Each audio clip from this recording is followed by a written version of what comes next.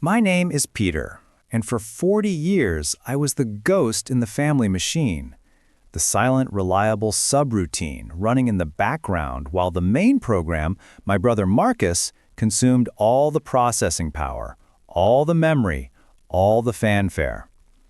The tipping point arrived not with a dramatic crash, but with a choked whisper in the foyer of the home my success had bought them. My father, Richard, clutched a sheaf of legal papers like a condemned man's last plea. My mother, Eleanor, stood behind him, her face the pale mask of a collapsed belief. "Peter," my father rasped, "it's Marcus, the fund. It was a fraud. The SEC, they're talking about prison. The lawyers need a retainer, 7 figures. We have nothing." The air, usually scented with my mother's lavender and old books, turned to ash. In their desperate, focused gaze, I didn't see my parents. I saw 2 bankrupt investors staring at the one stable asset in their vaporized portfolio, me. To comprehend the sheer audacity of their turn, you must first understand the original architecture of our family. Ours was a monarchy with a crown prince and a scribe in the archives. Marcus was the heir, charismatic, athletic, a natural performer. My father saw a legacy bearer for his small architectural firm. My mother saw a social sonnet to be recited at dinner parties. His needs were sacred edicts, private coaching, European summers, a convertible at 17 to build character. I was the second son, the quiet one. My kingdom was the glow of a computer screen, the logic of code, a world of patterns where noise was a bug to be fixed. My straight-A reports were met with a distracted, "That's our Peter," before the conversation swerved to Marcus's latest triumph. I learned the core algorithm early. Love was a finite resource with a single authorized user. So I stopped requesting access. I built my own server. I sold my first data analytics firm from my graduate dorm. The proceeds bought silence and freedom. I founded Kestrel Security. We built digital fortresses. My wealth grew deep and quiet, like a taproot. Marcus's wealth was all surface glitter, leased cars, flashy gestures, the money he used to remodel my parents' kitchen, a performance they applauded with tears of pride. The tectonic plates began to shift with mundane tremors. My father asking about computer viruses, my mother needing help with a Wi-Fi password, small, functional acknowledgments of my utility. Then, the earthquake. Marcus's fund was a Ponzi scheme, a house of forged cards built on other people's pensions. The golden child wasn't just fallen, he was toxic. And they stood in the house I provided, holding the smoking ruins and looking at me as if I were a fire escape they'd just noticed. "You have to help him, Peter," my mother wept. "He's your brother. We have nowhere else to turn." The ghost in the machine felt a surge of ancient, cold code. Where was my rescue? Where was your faith when I was building my world from silence?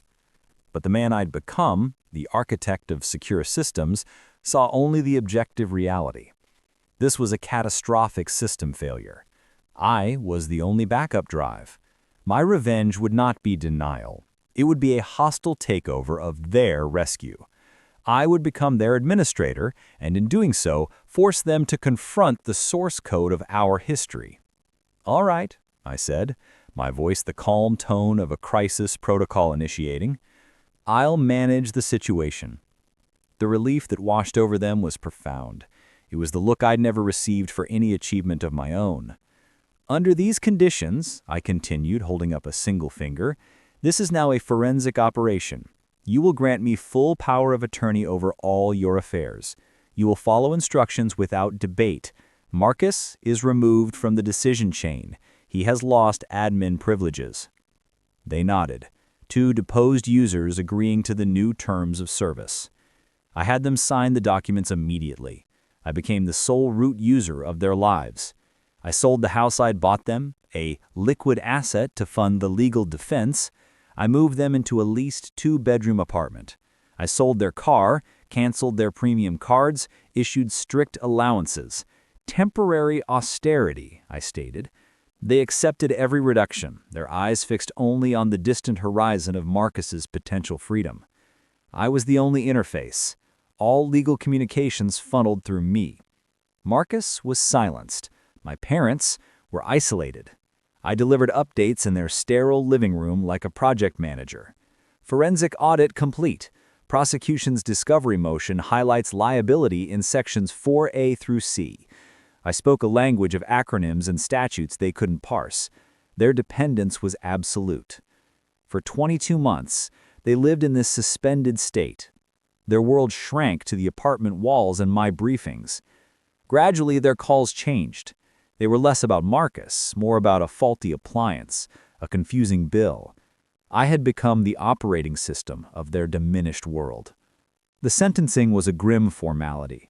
Through a combination of ruthless legal strategy and the restitution funded by their liquidated former life, Marcus received 5 years, parole possible in 3. A minor miracle, his attorney said.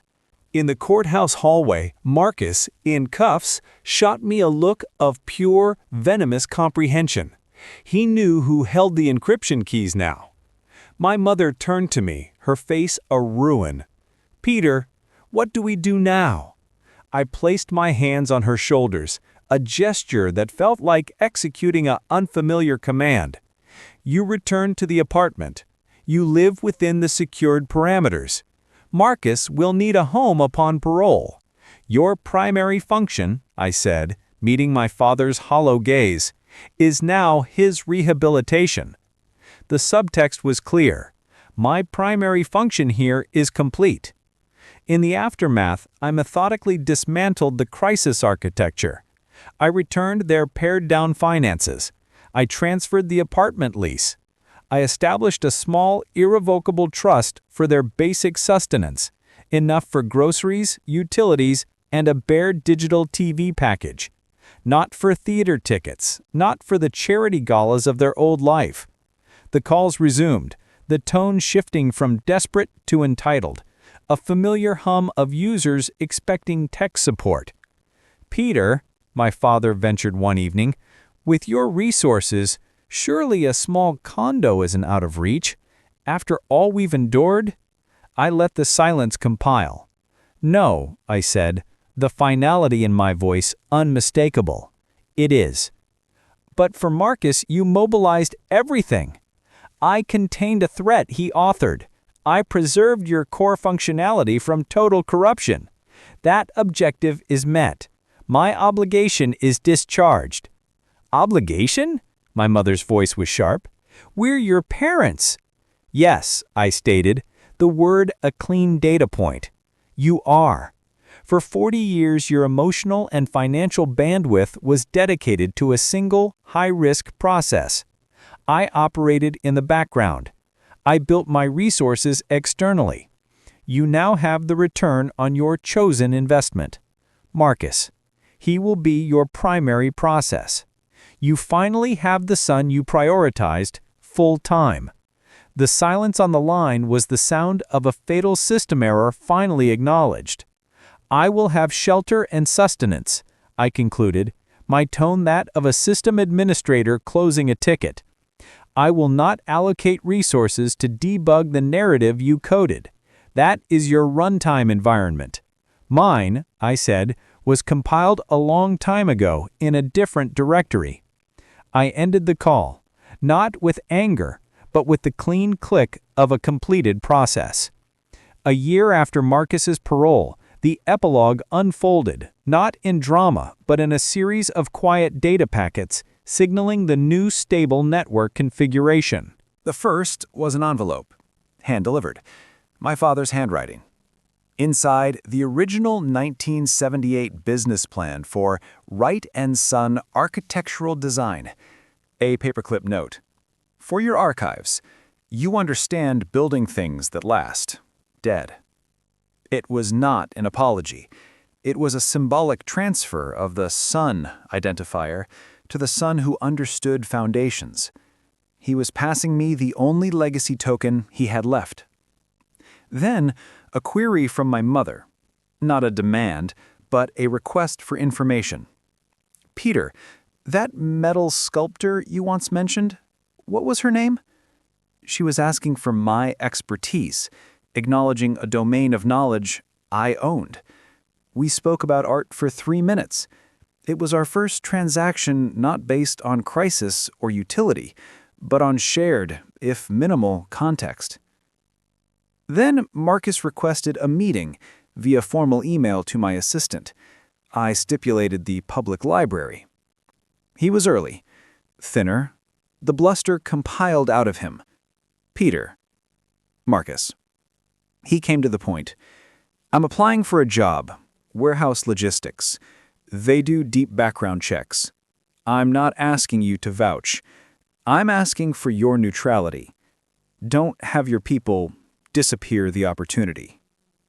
He wasn't seeking my help. He was seeking a non-aggression pact.